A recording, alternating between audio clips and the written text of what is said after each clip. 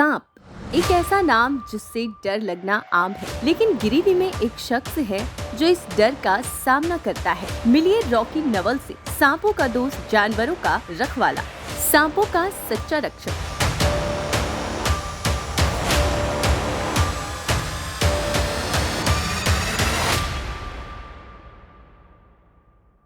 अभी सावन के महीने में बरसात के समय कई प्रजाति के एवं जहरीले सांपे निकलते हैं। तो ऐसे में लोग कैसे सतर्कता बरतें और सांप घर के अंदर ना आए, इसके लिए क्या उपाय है? सबसे पहले तो आपको घर के अगल बगल में साफ सफाई रखना पड़ेगा। कोशिश करें कि चूहों का आवागमन घर में थोड़ा कम हो, क्योंकि चूहों को देख के सांप भी आ जाते हैं और उसी के बीच में इंसानों से इनकाउंटर भी हो जाता है। अगर आपके घर में चूहे नहीं आएंगे तो सांप भी नहीं आएंगे। अगर घर आपका साफ सुथरा रहेगा तो उस जगह पे सांप बहुत कम पाए जाते हैं। आपको अब तक कितने सांपों को पकड़ने या बचाने का अनुभव हो चुका है? सही से याद तो नहीं है, लेकिन मेरी उम्र 16-17 साल की थी। उसी समय से बेज़ुबानों के प्रति मेरा एक रुचि रहा है और अभी 37-38 साल होने जा रहा है। तो रेगुलर जब भी मौका मिलता है तो सांप पकड़ते आए हैं। तो आप अनुमान लगा सकते हैं लगभग 20 साल हो गया। क्या गिरिडीह क्षेत्र में सांपों की कोई खास प्रजातियां पाई जाती हैं? जिला में देखिएगा तो आपको बहुत सारा ऐसा सांप है जिसमें जहर नहीं होता है, जिसमें से चेकेट किलवेक हो गया, ट्रिंकेट स्नेक हो गया, उसके बाद धामन सांप हो गया जिसे लोग रेड स्नेक कहते हैं। ये सब सांप पाए जाते हैं। उसके बाद एक खतरनाक सांप है जिसका नाम कॉमन करेट जिसको बोलते हैं लोग, काला और व्हाइट धारी कलर का जो होता है, वो भी बहुत मात्रा में निकलता है। आप सांपों को पकड़ने के बाद क्या करते हैं? जंगल में छोड़ते हैं या किसी संस्था को सौंपते हैं? जिस दिन सांप को पकड़ेंगे उसी दिन हम सांप को छोड़ भी देते हैं। जैसे सांप को पकड़ेंगे उसके आधा एक घंटा के अंदर इसको नजदीकी जंगल में ले जाकर छोड़ देते हैं। उसका भी वीडियो बना के हम लोग रिलीज कर देते हैं। और बहुत सारे सपेरे ऐसे हैं और लोग हैं जो उनको बुलाते हैं, लेकिन वो क्या करते हैं, सांप को पकड़ के रखते हैं और उसे अवैध रूप से बेचने का काम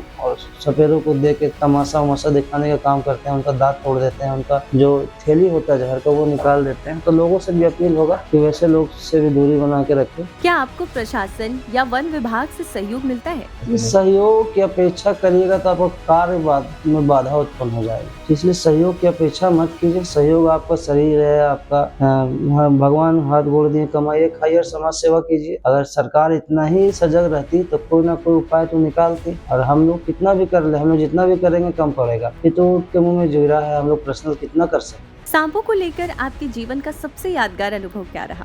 अनुभव बहुत सारा है। एक जियो टोल है, एक गाँव है इधर बेंगाबाद के आगे। वहाँ से 8 साल पहले 6-7 साल पहले हमको फोन आया था कि एक कुआं में बैंडेड क्रेट गिरा हुआ है, दो बैंडेड क्रेट गिरा हुआ था। तो बोले थे रेस्क्यू करने के लिए आप आ जाओ। मेरे पास समय नहीं था, उस समय मेरी तबीयत भी खराब थी, बहुत जोर बारिश भी हो रहा था। लेकिन हम सोचे कि चलो बैंडेड क्रेट बहुत खूबसूरत सांप होता है और संकट में पड़ी प्रजाति भी होती है, तो हमने चलो उसको पकड़ के आते हैं। और जिनके घर में वो सांप घुसा हुआ था वो लगातार फोन किए जा रहे कि आपको आना होगा और बचाना होगा। तो जब तक हम पहुँचे जाने में हमको थोड़ा लेट हो गया, तो उन लोगों ने क्या किया कि कुआं में बड़ा बड़ा पत्थर फेंक कर सांप को मार दिया। तो उस समय हम उनको बहुत गुस्सा भी आया था। उसके वाइल्ड लाइफ एक्ट के तहत उस पर केस भी दर्ज करवाए थे। तो वो जरूरी काम है। आप अगर किसी को बुला रहे हैं तो किसी जीव का आपको हत्या का अधिकार नहीं। तो वैसा वो मेरा यादगार पल है। उसके बाद एक बार सांप के साथ इनकाउंटर हुआ था। उसमें कोबरा जो सांप है वो हाथ में डसा था, लेकिन भगवान की दया से फॉल्स वाइट था। लेकिन फिर भी हम अस्पताल गए थे, थोड़ा डर तो लग ही जाता है, लेकिन उसमें भी कुछ नहीं हुआ।